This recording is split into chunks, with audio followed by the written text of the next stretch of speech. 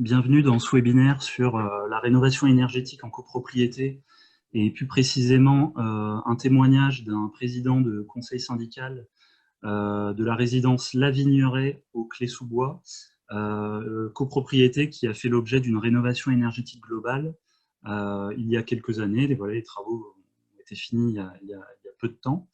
Donc on va bénéficier de ce témoignage avec un retour d'expérience sur un projet global en copropriété. N'hésitez pas à poser vos questions dans l'onglet Q et R pour questions et réponses. Et on aura un petit moment à la fin de la présentation pour prendre vos questions et que M. Jean Masson, président de la copropriété de La Vigneraie, puisse répondre à vos questions. Voilà, donc on va commencer. Je vous informe juste que les supports de présentation seront disponibles, donc ils vous seront envoyés.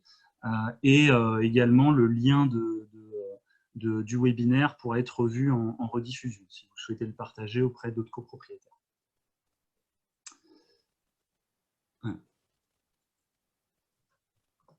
Alors, pour commencer, une introduction très rapide, juste pour présenter l'ALEC 50 ans de Yvelines, donc la structure que je représente.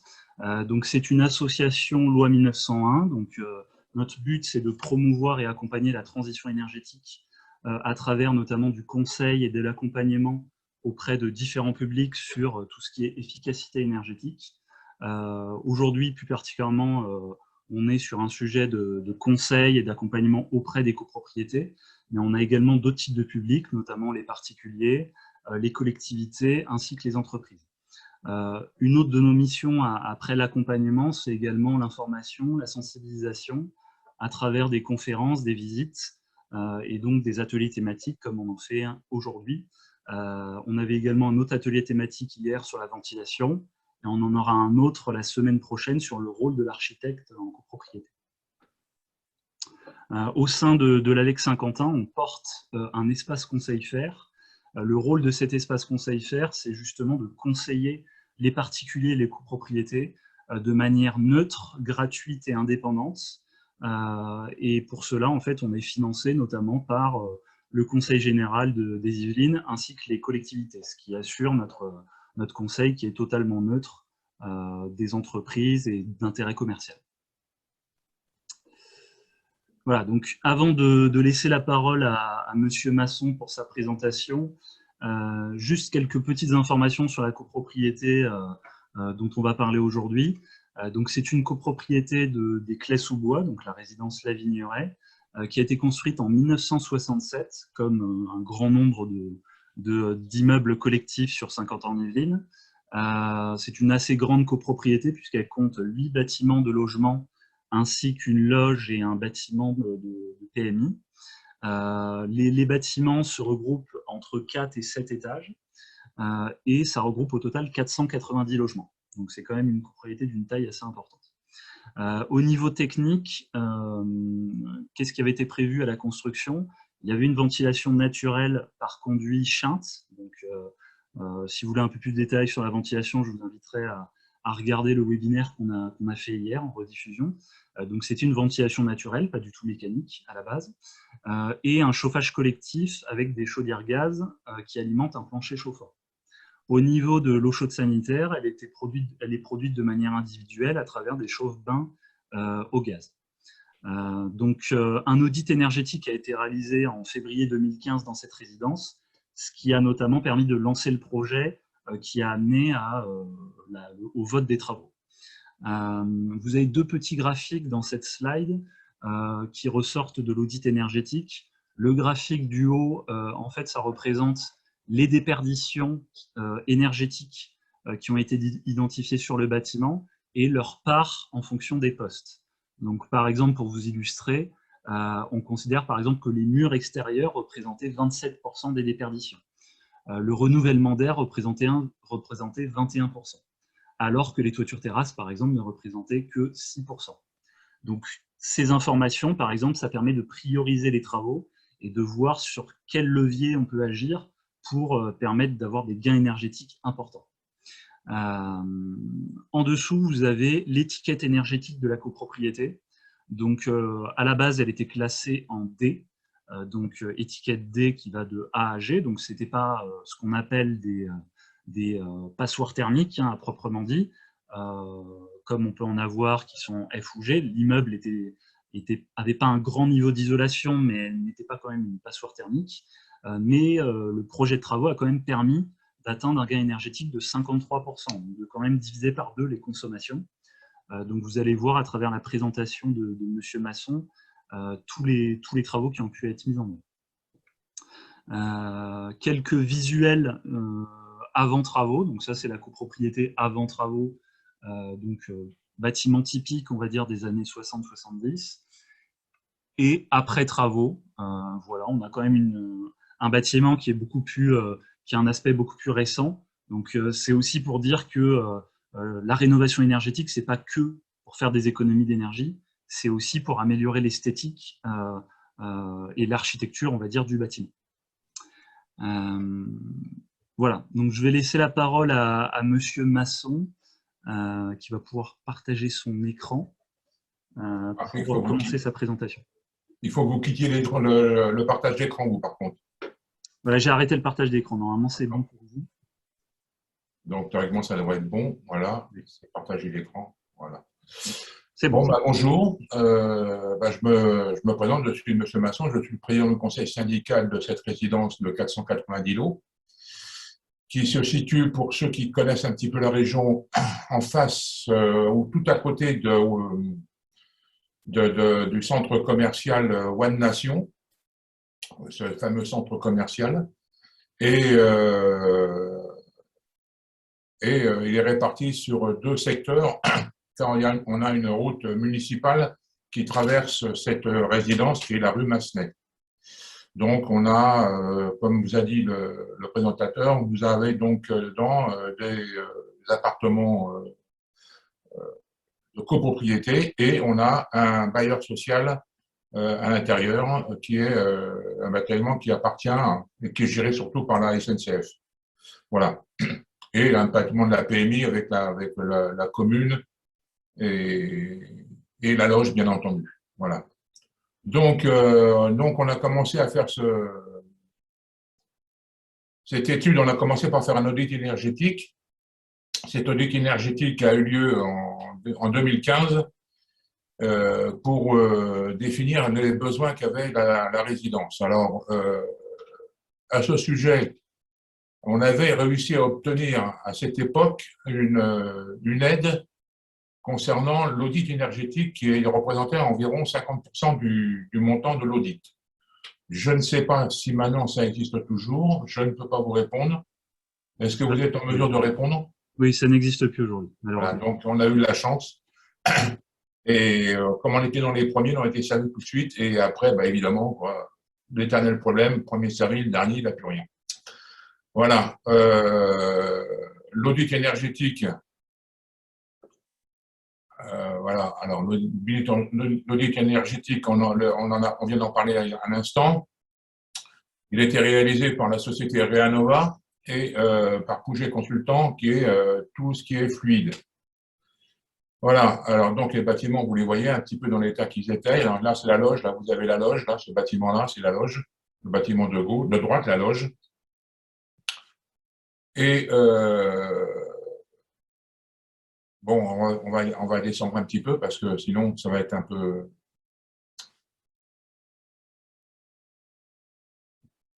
Voilà. Ça, c'est les temps de retour, les abonnements. Alors, l'attente des copropriétaires. On a fait une enquête au niveau de la copropriété. Elle avait pour but les objectifs principaux: connaître les travaux réalisés en partie privative, recenser les problèmes liés au bâtiment, ventilation, chauffage, recenser les problèmes d'inconfort thermique, acoustique ressentis par les occupants. Cette enquête a été envoyée à tous les copropriétaires occupants ou bailleurs et 188 personnes ont répondu au questionnaire, donc 176 propriétaires occupants et 11 bailleurs. Alors c'est comme partout, on était même étonné d'avoir au moins 188 personnes qui ont répondu, malgré l'enjeu. Hein. C'est ça qui est un petit peu particulier. Donc, vous avez un petit peu les différentes questions qui ont été posées. Savez-vous si les fenêtres de votre appartement ont été changées depuis la construction du bâtiment? Sur les 171 personnes présentes, il y a eu 91% de réponses, oui, au moins une fenêtre. Alors, il faut savoir qu'en fonction des appartements, vous avez 3, 4, 5 fenêtres, hein, ça dépend, ou la baie vitrée en particulier du salon. Et pour ceux qui sont en étage à partir du premier, les cuisines ont quand même une baie vitrée de pas loin de 2,50 m de large. Au rez-de-chaussée, ce sont des fenêtres normales. Connaissez-vous les matériaux de nouvelles fenêtres, au PVC, aluminium, bois, etc., etc. Enfin, voilà. Donc, ce document-là, vous pourrez le trouver sur le site de la résidence, La Vigneraie. Si vous tapez La Vigneraie, vous trouverez donc ce site et vous aurez donc tous les documents qui sont ici. Alors, je ne vais pas vous les lire tous en détail parce que il y a quand même un certain nombre de pages. Hein, il y a 120 pages. Vous imaginez bien qu'on risque d'y passer un certain temps. Voilà, donc l'essentiel a été de débuter par l'audit énergétique qui était très important pour inciter les gens à effectuer ces travaux. Alors, ça n'a pas été une mince affaire parce que pour décider ce genre de rénovation, il faut obligatoirement, comment vous expliquer ça, inciter les gens à faire ce travail. Et c'était un travail de longue haleine. Et ça nous a pris quand même 2 ans. Rien que pour présenter ça, sans compter le nombre de réunions que nous avons fait à l'extérieur, assister à toutes les réunions de l'ARC, d'autres organismes, hein, par exemple, hein, pour nous renseigner et trouver les bons contacts. Voilà. Est-ce qu'il y a des questions déjà? On pose des questions ou pas pour l'instant? Pas encore pour l'instant. Pas encore. Donc, après, le projet de rénovation, alors, on va passer. Alors, ce que je vais vous dire, simplement une chose, c'est que si vous avez l'intention de faire ce genre de projet de rénovation, je me permettrai de vous conseiller de prendre un seul et unique prestataire qui fasse l'architecture et les finances. Alors, si vous avez deux interlocuteurs, ça risque d'être très compliqué. Enfin, c'est mon avis. Déjà, c'est compliqué déjà pour faire ce genre de travail. Avec un seul interlocuteur, donc avec 2 interlocuteurs, ça reste un peu plus compliqué. Voilà, moi je vous donne un conseil, trouvez un cabinet qui vous fasse les deux. Alors là, vous avez Reanova, il y en a d'autres, hein, bien entendu. Je ne vends pas Reanova, mais bon, c'est celui qu'on a défini. Voilà, donc présentation du projet de rénovation. Voilà, alors, on va essayer d'ouvrir. Voilà, donc c'est une réunion de copropriétaires. Alors, on va descendre les slides. Alors, vous avez présentation du projet de rénovation, le choix du type des volets, coulissant ou roulant, financement et aide individuelle. Alors là, je passerai rapidement parce que tout ça, ça a changé. Voilà. Alors, il faut voir que quand même que notre résidence est quand même, l'architecte, c'est Charles Gustave Stokhoff, Grand Prix de Rome. Donc, les bâtiments, c'est quand même pas des bâtiments, je dirais, qui datent de l'après-guerre directe. Hein. Ça a quand même été conçu par quelqu'un de sérieux.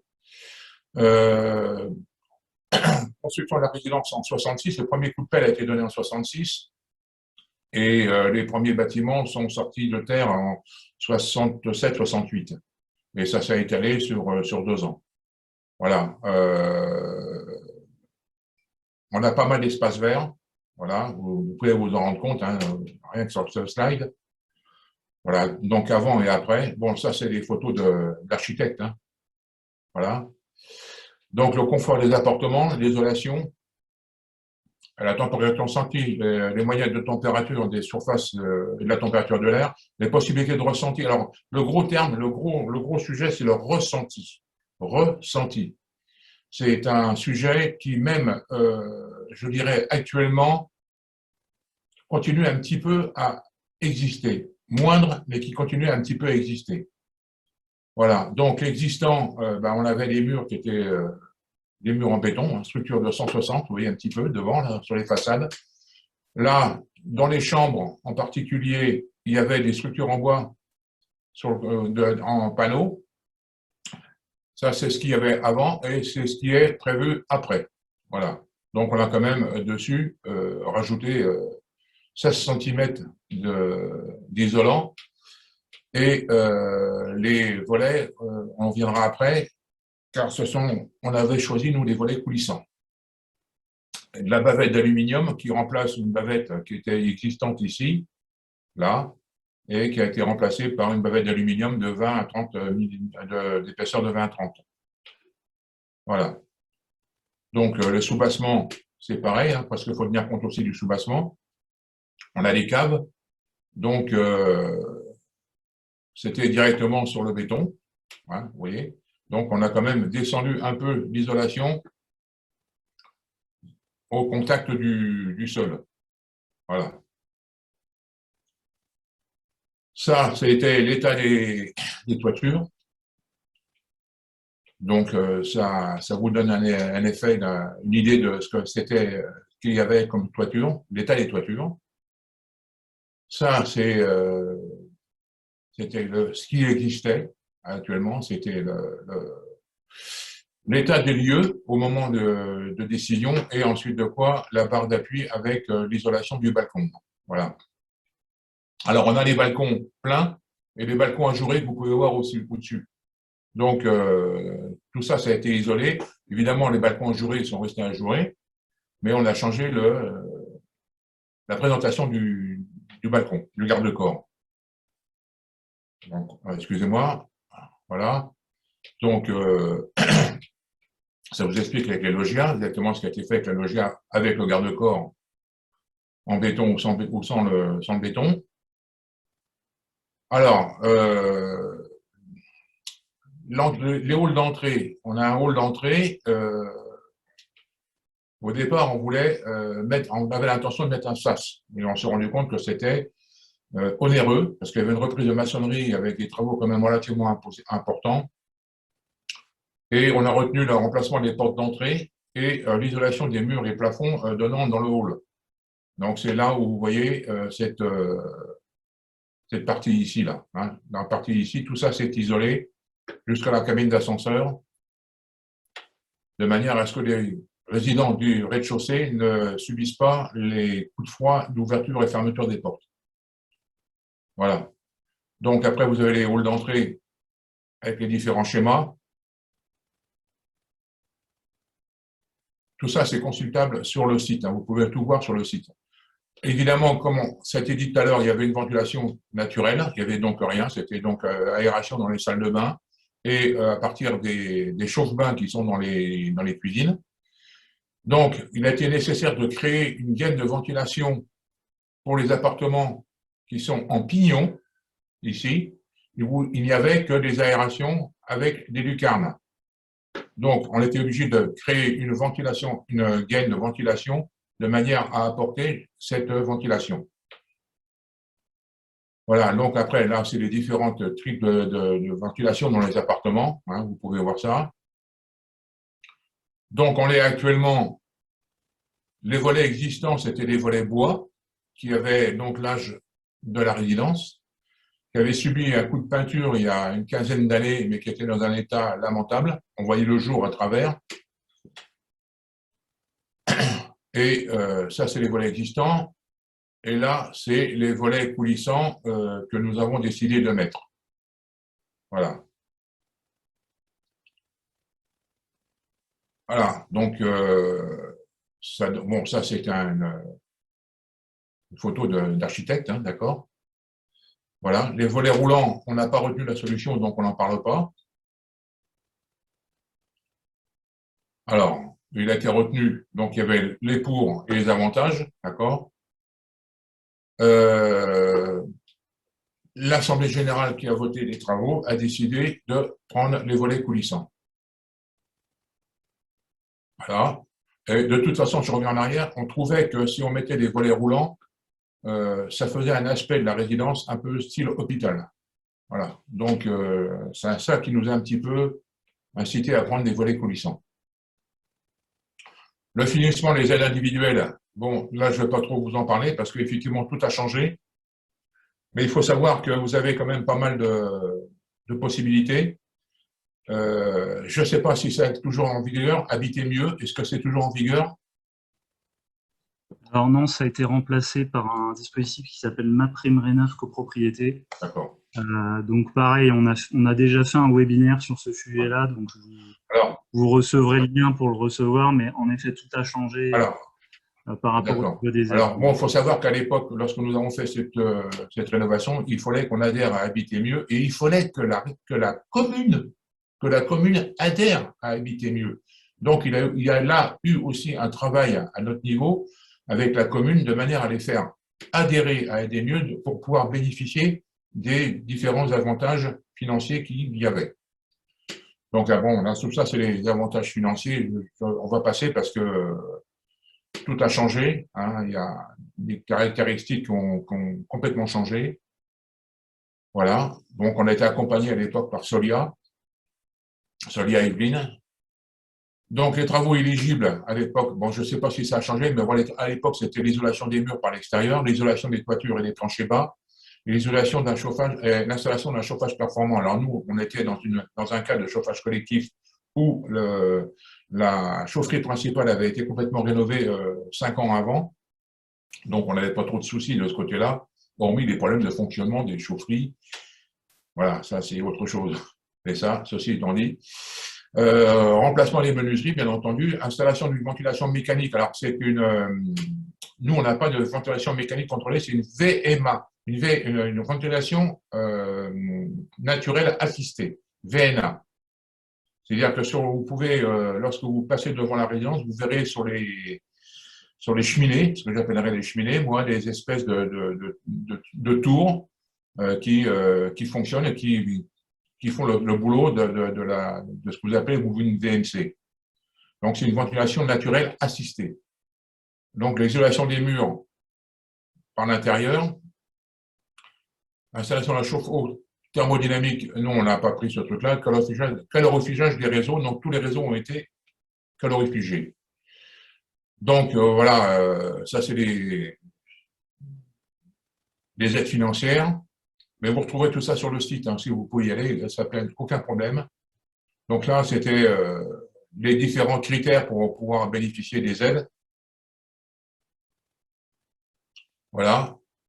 Bon, il faut savoir que les travaux par habitant, par appartement, reviennent entre 15 000 et en fonction pour un F3 par exemple, et jusqu'à 22 000 pour un F5, 22 000 ou 23 000 en fonction des travaux collectifs là, parce que le privatif vient se rajouter dessus.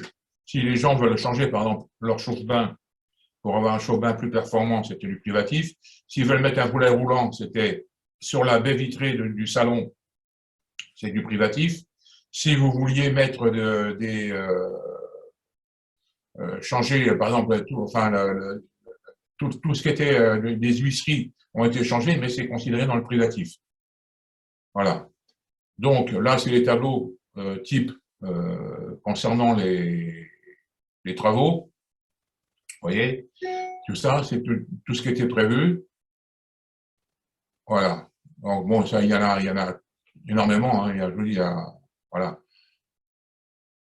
Voilà. Donc il était prévu une baisse des aides en 2017, hein, parce que il y aura moins d'aides parce qu'il y aura plus de demandes. C'était un petit peu ce qui s'est passé d'ailleurs. Il fallait absolument déposer les dossiers le 25 novembre pour bénéficier des aides en 2016. Il fallait évidemment un vote en assemblée générale, ça c'est le b.a.-ba, et une AG extraordinaire, on a été obligé de faire une AG extraordinaire pour voter le principe des travaux, et l'AG définitif aura lieu en 2017 après les appels d'offres. Voilà. Donc là, vous avez un planning concernant cette opération. Donc, vous voyez, le 10 octobre, on envoie des fiches de renseignement à Solia, etc. Nous avons eu les gens de Solia qui sont venus à la loge plusieurs jours d'affilée pour, là, on y a marqué le 5 novembre, mais ils sont venus plusieurs jours d'affilée pour expliquer aux gens, parce que c'est très compliqué. Voilà. Retour des dossiers le 14 novembre, vous voyez, le 23 novembre, AG. Voilà. Ça se précipite assez rapidement dans ces cas-là. Hein. Alors, juste pour apporter une précision, donc je vous ai dit que les aides ont changé depuis.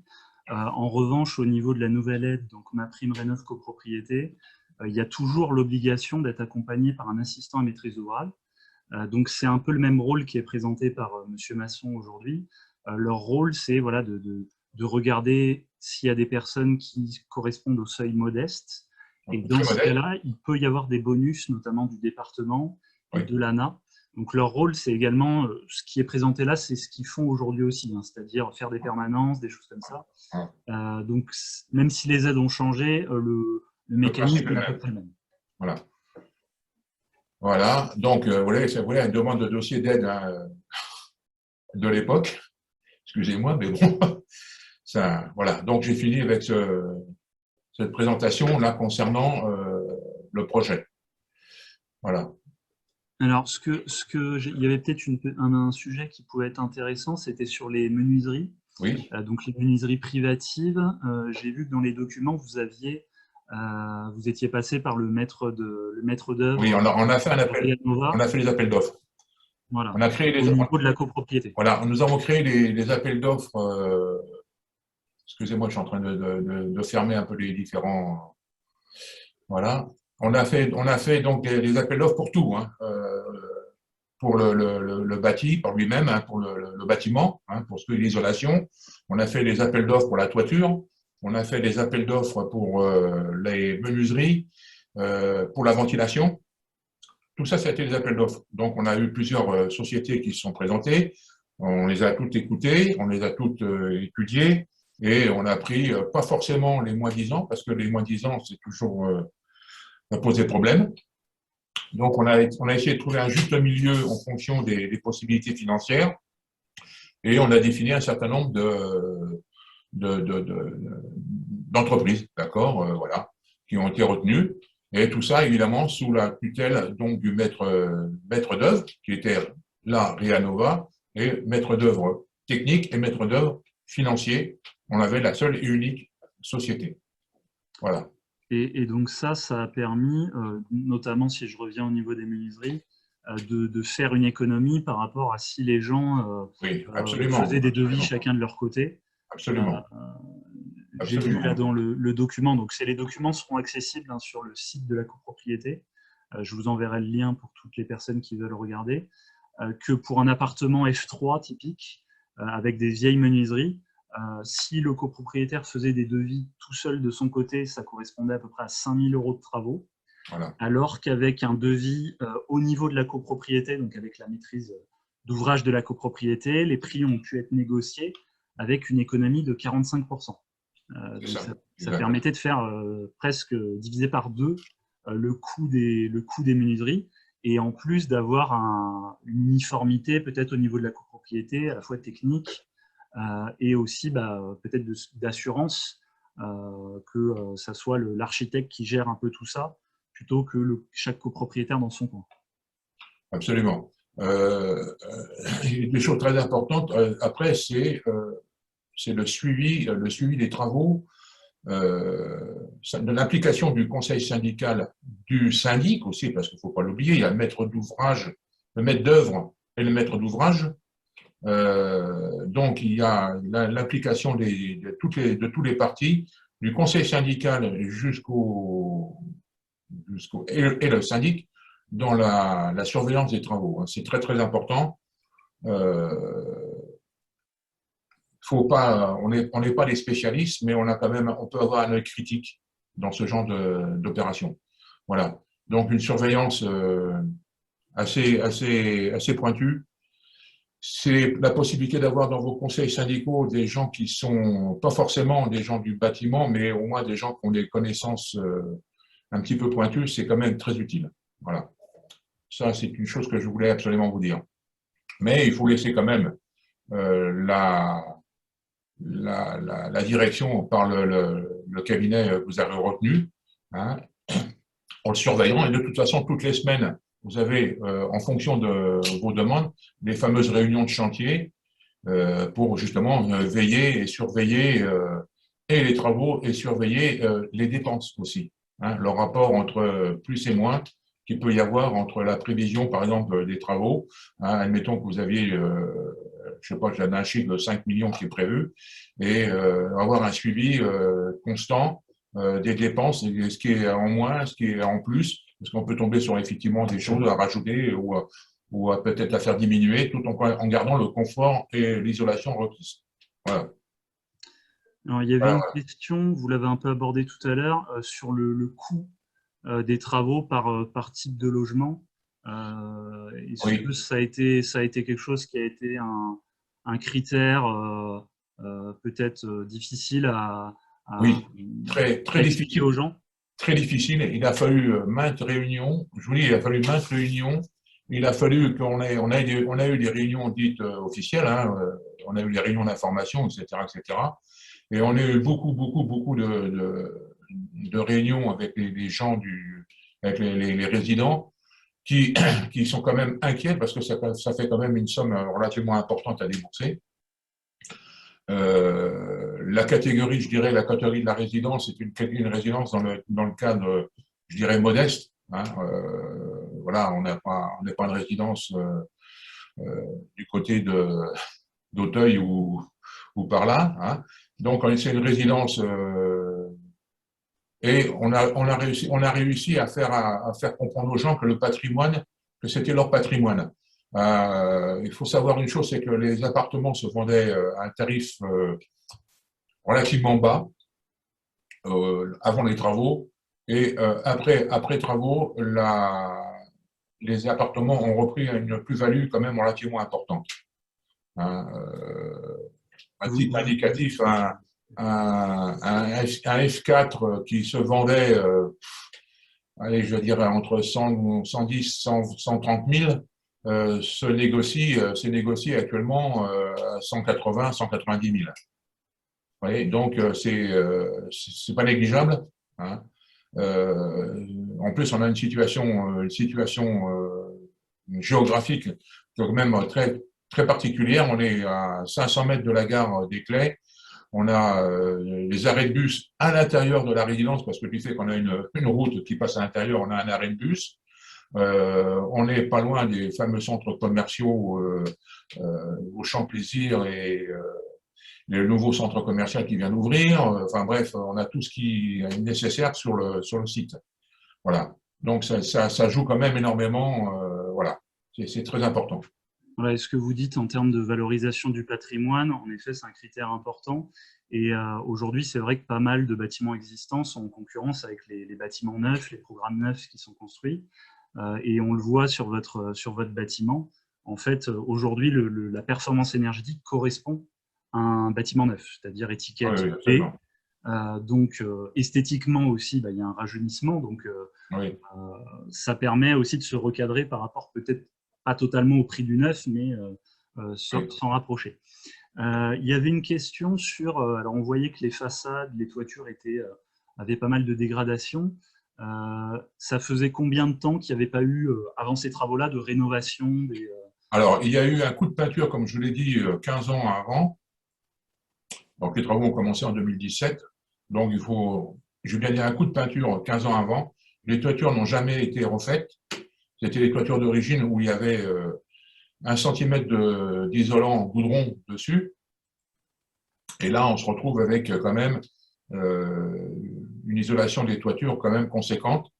Les Velux ont été changés parce qu'il y a des Velux d'accès sur les toitures. Les Velux ont été changés.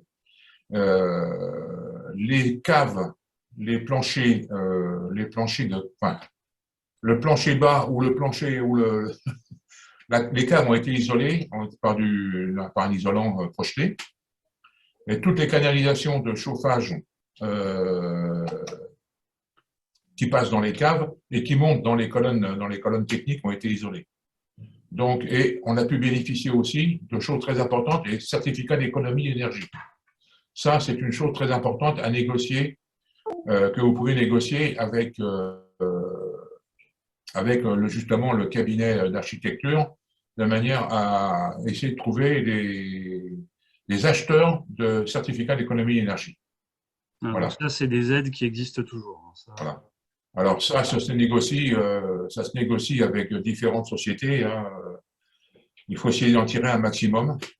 Je pense qu'on s'en est pas mal sortis, nous. Et voilà. Et en plus, vous avez aussi des aides, effectivement, qui peuvent arriver aussi du département et d'autres organismes. Alors, Voilà. il y avait une petite question sur la ventilation. Est-ce qu'elle a été uniquement créée pour l'aération des salles de bain ou pour l'ensemble de l'appartement? Alors, ça a été créé pour les salles de bain et évidemment pour l'appartement parce que les fenêtres double vitre, les fenêtres qui existaient n'avaient pas d'aération sur les fenêtres, sur les huisseries. Donc, sauf dans les cuisines où il y a l'aération qui se faisait par le shunt. Et ni les chambres, les salons n'étaient pas, les huissiers n'étaient pas équipés d'aération. Donc, soit les huisseries existantes ont été équipées, soit les huisseries nouvelles installées ont été d'entrée équipées avec les aérations. Les portes, toutes les portes ont été, je dirais, rabotées de manière à avoir une circulation d'air dans les appartements. Et bien sûr, donc les sanitaires ont été équipés de la VNA, sanitaire, douche et toilette. Voilà. Et est-ce que du coup, auparavant, il y avait des problèmes peut-être d'humidité, de condensation? Oui, on avait des problèmes d'humidité. On avait des problèmes d'humidité. Qui ont été réglés du coup par ces… Oui, qui ont été réglés par ce problème-là. D'accord. Voilà. Alors, il y avait une question, vous avez isolé de l'intérieur et fait une VMC. Non, c'est bien une isolation par l'extérieur. Isolation par l'extérieur. Isolation, excusez-moi. Isolation par l'extérieur des bâtiments et je vous l'ai dit, isolation par l'extérieur. Les pignons ont été. Alors, la seule chose qui a été isolée sur les bâtiments à l'origine, c'était les pignons. Ces pignons ont été donc complètement désossés et isolés. Les toitures ont été refaites complètement. Et je vous ai dit tout à l'heure, je vous ai dit aussi, donc les sous-sols, les caves ont été isolés aussi, de manière à ce que le plancher bas des appartements des rez-de-chaussée ne ressentent pas le froid. Voilà. Et les toitures terrasses aussi, du coup, ont été… voilà. Alors, les terrasses, l'intérieur des terrasses ont été isolés aussi. Et comme je vous l'ai dit tout à l'heure, hein, les murs les perrons, là, bon, ça a été, il y a eu une petite couche qui a été mise dessus, mais bon, ça, c'était pas l'essentiel, hein, voilà. L'essentiel, c'était surtout les chambres et tous les murs, quoi. Tout ce qui était murs. Alors, parfois, il y a une crainte avec l'isolation par l'extérieur, c'est des questions de luminosité, on a peur de perdre un peu de luminosité. Est-ce que vous pouvez nous dire votre ressenti? Non, il n'y a pas eu on n'a pas eu. Alors, il y a eu une légère perte de luminosité dans le sens que les volets coulissants on déborde légèrement sur la fenêtre, déborde légèrement. Mais bon, ça ne pose aucun problème de luminosité, absolument pas. C'est resté comme c'était avant, c'est ça que je veux dire. Voilà. Hein. On n'a pas eu de perte énorme. Très bien. Il y a une question sur un peu les questions d'urbanisme, architecte de bâtiments de France. Est-ce que vous avez eu des contraintes par rapport à ça? Non, il n'y a rien du tout là. Les couleurs ont été décidées par nous, ça n'a posé aucun problème. On n'a eu aucune contrainte. Bon, les bâtiments de France, nous, on n'est pas classés bâtiments historiques, hein, donc loin de là. Non, il n'y a pas eu de contrainte. C'est vrai que ça dépend beaucoup après des communes, selon voilà. ce qu'on trouve par exemple à Versailles ou à oui, Bois, ça ne va pas être les mêmes règles. Non, c'est pas du tout les mêmes règles. Il y a un monument historique ou des choses. Et on se rend compte qu'à partir de, comme on est la première résidence qui a été rénovée, que les résidences à titre privé, bien entendu, je parle, hein, qui sont à côté de nous, sont en train de faire soit des rénovations, soit des améliorations, et ont tendance à reprendre les couleurs que nous, on a mis. Voilà. Bon, maintenant, on était dans les couleurs qui étaient encore à l'époque les couleurs de l'époque, quoi. Ouais, vous avez fait des émules. Voilà, voilà, exactement. Alors, il y a une question sur le projet, enfin, la présentation du projet à travers les réunions. Est-ce qu'il y a plusieurs projets qui ont été présentés avec différents niveaux de performance ou vous êtes axé sur un projet? Non, on s'est axé sur un projet. Ensuite, par rapport à partir de l'audit énergétique, on s'est axé sur un projet à avoir le maximum de rendement possible pour la résidence. Voilà. Donc, bien entendu, la société Reanova nous a fait des propositions d'isolation, etc., etc. Mais bon, il fallait que ça rentre dans les critères d'économie d'énergie qu'on pouvait réaliser après, en particulier avec le chauffage. Voilà, et puis il y avait aussi, du coup, vous êtes aussi calé sur les objectifs qui sont demandés pour bénéficier des aides. Voilà. J'ai envie de dire, ça c'est le premier niveau auquel il faut se caler. Après, on peut faire plus, hein, bien sûr, mais voilà. C'est au moins le niveau minimum. Il y avait une question sur les salles de bain. Est-ce que les salles de bain à la base n'étaient pas équipées de conduits Alors, il y avait un conduit d'aération naturel. Naturel. Haut et bas. Voilà. Donc, il n'y a pas eu besoin de créer un conduit. Non.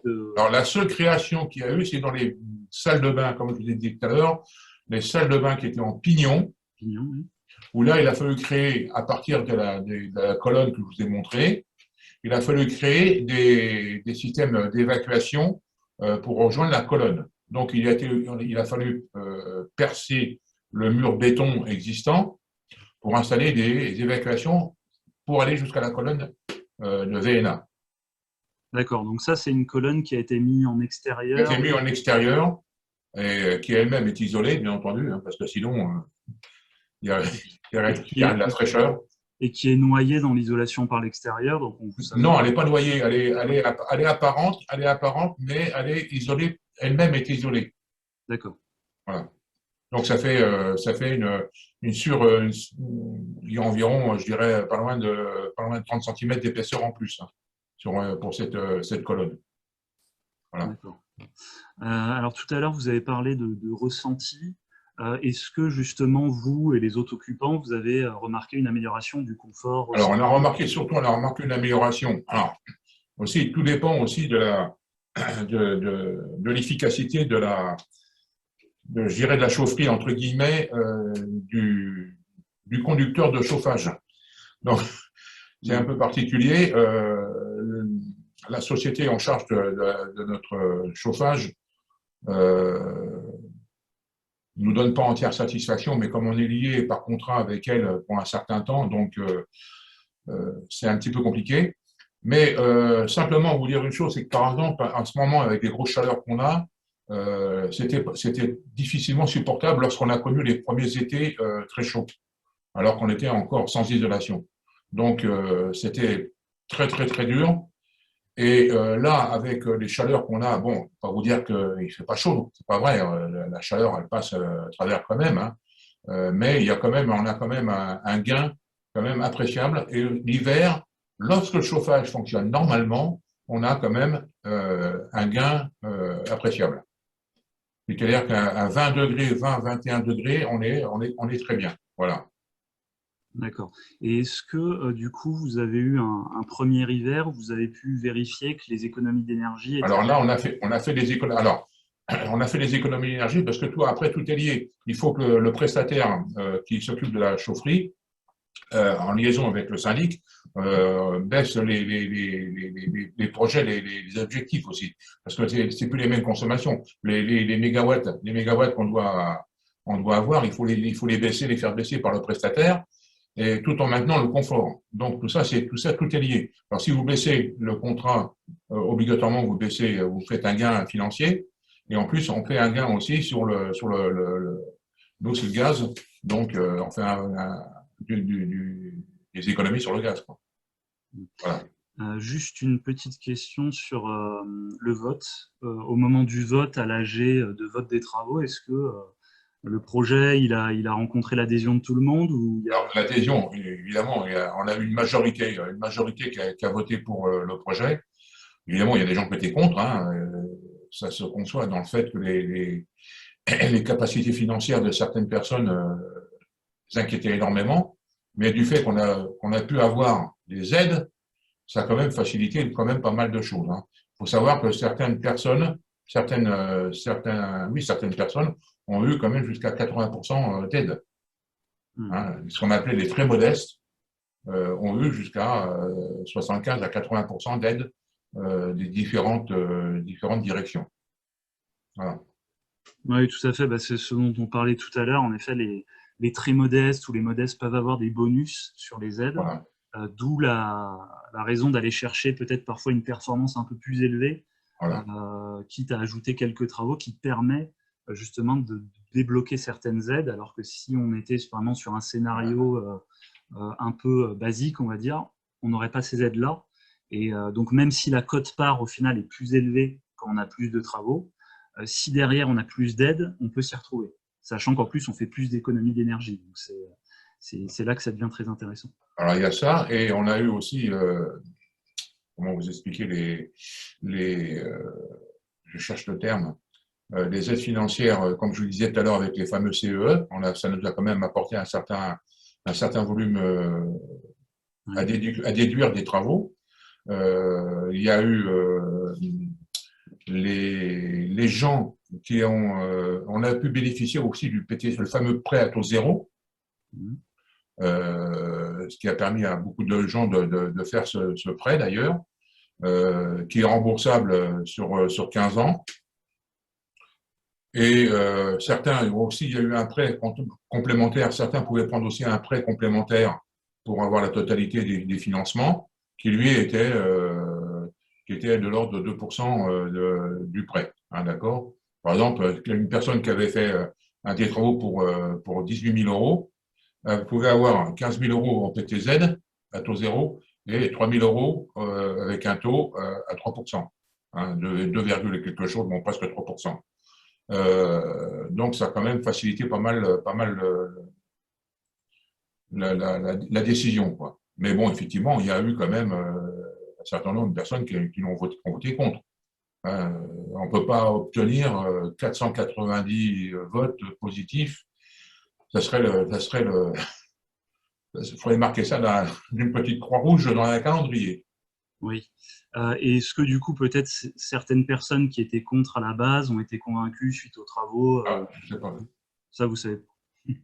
Non. Ah, si, il y a des gens, il y a beaucoup de gens, je ne sais pas ce qui s'est passé, le partage d'écran a été. Oui, c'est moi qui ai. D'accord.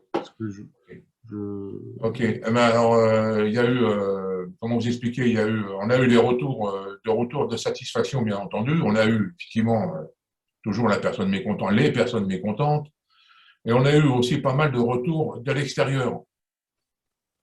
Des gens qui ont l'habitude de passer devant la résidence. Comme je vous disais, on est à 500 mètres de la gare, donc il y a beaucoup de chrétiens, de gens de plaisir qui passent devant la résidence et qui nous ont dit que ça valait vraiment le coup. Voilà, hein, ça changeait, l'aspect de la résidence changeait complètement du jour au lendemain.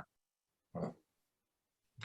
D'accord. Bah, merci beaucoup. Je ne sais pas si vous avez peut-être quelques points de vigilance à rajouter ou quelques Oui, alors je voudrais conseils. simplement dire à ceux qui vont se lancer dans ce genre d'opération qu'ils fassent, avant de faire cette opération, qu'ils fassent faire un constat des lieux avant travaux. Parce que pendant les travaux, il est possible qu'on vous demande de retirer tel ou tel espace vert ou modifier telle et telle chose, et il faut impérativement qu'il y ait un état des lieux contradictoire qui soit fait, quitte à la rigueur de le faire par un huissier, de manière à ce qu'à la fin des travaux, vous n'ayez pas de souci de remise en état. Voilà. Ça, c'est très, très, très important. Tout à fait. Alors, j'avais même eu des copropriétés, notamment, qui refaisaient faire leur toiture terrasse, qui faisaient systématiquement des constats dans les appartements du dessous, parce que parfois, les travaux sur les toitures terrasses peuvent causer des mouvements, des fissurations. Donc, c'est vrai que c'est très important, cette phase-là. Ça évite, en fait, Ça permet de cadrer directement et s'il y a des Voilà. problèmes, on sait contre qui il faut se retourner. Alors, il y a aussi l'assurance de dommages ouvrages aussi. Il faut penser à ce genre d'assurance dommages ouvrages qui est obligatoire et il faut faire attention que lorsque vous faites le financement, qu'elle soit comprise dedans. Voilà. Tout Bon, à il faut fait. savoir, c'est des choses à savoir qu'on apprend au moment de ce genre d'opération. Donc oui, généralement, alors la dommage ouvrage, c'est vrai que souvent pour les demandes de prêt et tout ça, elle est Oui, demandée. Et après, de toute façon, vous avez aussi l'assurance décennale voilà. de l'architecte, l'assurance décennale des entreprises, qui, elles, garantissent pendant 10 ans Voilà. contre les défauts, les problèmes qui pourraient impacter le bâtiment suite aux travaux. Donc ça, il faut bien vérifier, en effet, aussi, normalement, c'est le cas, hein, mais que toutes les entreprises ont bien les bonnes qualifications, les bonnes assurances. Et ça, c'est vraiment aussi le rôle de l'architecte de vérifier tout ça. Bien sûr, voilà. Absolument. Donc, moi, je vous répète, le conseil principal, hein, c'est d'essayer de prendre la mesure du possible en fonction de vos adhérents, je dirais, des copropriétaires, essayer de prendre, dans la mesure du possible, de prendre un seul et unique cabinet qui fasse et le technique et le financier. Voilà. Enfin, pour moi, c'est un conseil parce que trouver deux personnes, deux interlocuteurs, c'est très, très, très délicat.